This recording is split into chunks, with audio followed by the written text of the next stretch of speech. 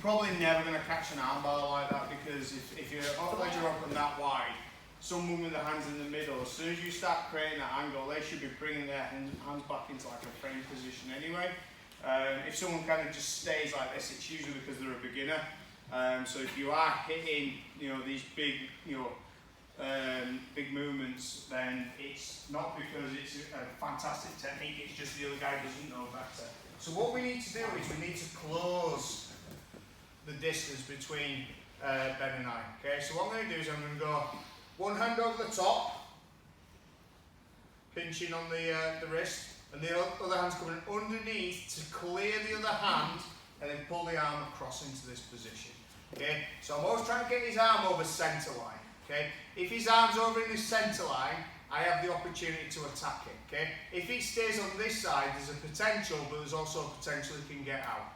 Okay, so for the arm bar, I'm always trying to get the elbow across my nose, belly button line. Okay, once that's across, we're going to come across his face, hand on the shoulder, and pull down. Now this feels like it's counterproductive, because now I'm bringing his weight on top of me. Okay, but your legs are going to help you create the angle. Okay, from this position, whichever arm's across, I'm going to put the foot onto the hip. Alright, so if Ben just scoots around this way for me, just so you can see what's going on. So here, round, in, foot on the hip, and then the other leg is going up the back.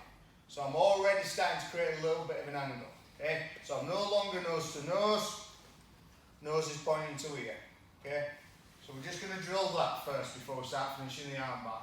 So clear, offset line, posture, and then start moving. So I'm now checking his ear out. Dear God, man. Nice. Alright, other side. So same deal. This is cat side, where I'm still creating an angle. That's even worse. Okay. So quick. I don't know what I'm saying quick. We're going to drill this quite a bit because this is the key to the arm bar. Alright, get partner. 1, 2, 3. I'm here with Jason, but I think most of us are getting the angle now, which is the hardest bit of an arm bar. Okay.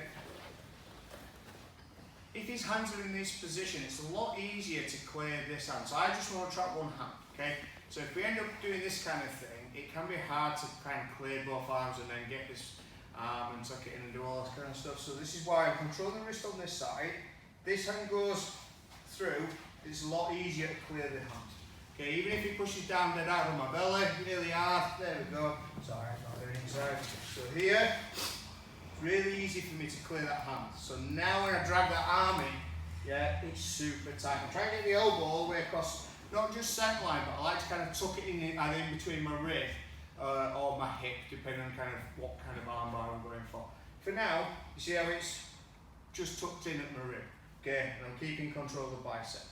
Hand goes across, okay, a lot of us at the moment are kind of doing a twist, which is this kind of thing. This is going to be really hard. So it goes over flat onto the bony bit, yeah, the scapula, and just pulls down, okay. This gives me a little bit of time just to get my foot on the hip in this position. See how close that is, okay. What I'm not doing is I'm not opening my leg up, yeah, because there's a space here, so it's a lot easier for him to pull this arm, okay. So the knee goes behind, yeah, and then this leg, I'm going to try and throw it as high towards the armpit as possible, because it's going to help give us a better control of the arm bar. Okay, so when I turn, see how high it is, and it's tucking in to this position. At the moment, some of us are kind of just being a little bit lazy with it, or we're not quite sure what we should be doing with it. When we turn on that heel bringing down, okay, to finish, I'm just going to push on Ben's face gently, take the leg across, and this heel drives down towards the mat, okay, because this is what's going to help finish the arm bar. So let's just get this leg position and this leg position before we start yanking on the arm. Okay, I don't want to see anyone who hasn't done kind of jiu-jitsu with us before just humping the arm. Okay, it just looks weird. We'll go through the technique in a second. Okay, so the key is take away the space. Yeah, just getting everything super, super tight. The last bit, which is just extending your hip, is dead easy. But the taking away the space and keeping control, that's the bit we really need to focus on tonight. Okay, and we'll look at some switches as well, don't worry. Alright, give it a go. 1, 2, 3. And we always control with 2 arms as well, and this is why getting your leg position is really important. Okay, because you always want to control the one arm in between your legs, yeah, with both hands. And I'm just going to bring my hip forward. What we're doing is we're locking the joint. Okay, so we're making the joint bend the wrong way. So I've got something behind the joint, which is usually my hip or my groin. Yeah, hands are here. This is isolated because of the legs, and you're driving through. Okay, so you're hyperextending the elbow joint. All right. So we just want to feel a little bit, and then the person's going to tap. That's really important, okay?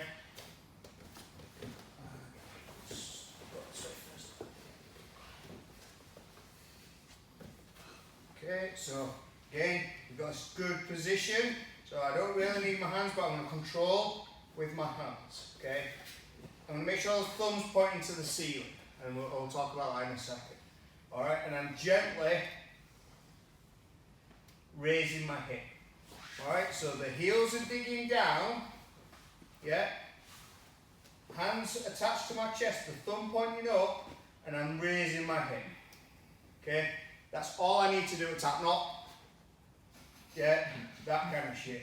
Here, control, and through, okay? The reason why we have the thumb pointing up is because it's going to put the arm in the correct position to bracket. Okay, if the thumb points to the side slightly, you're not going to get the same sort of lock. The thumb normally gives us an indication of where our hip needs to be. So if our thumb's in this position, our hip needs to be there. If our thumb's in this position, our hip needs to be here.